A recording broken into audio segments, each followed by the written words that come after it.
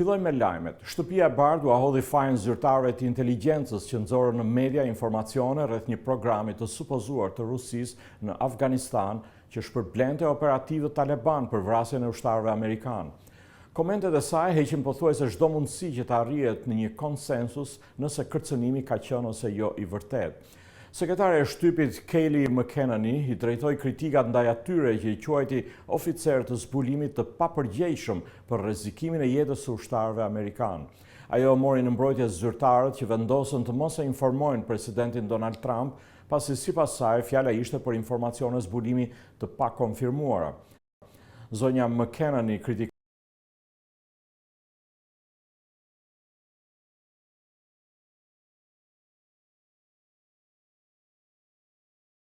dhe të koalicionit në Afganistan.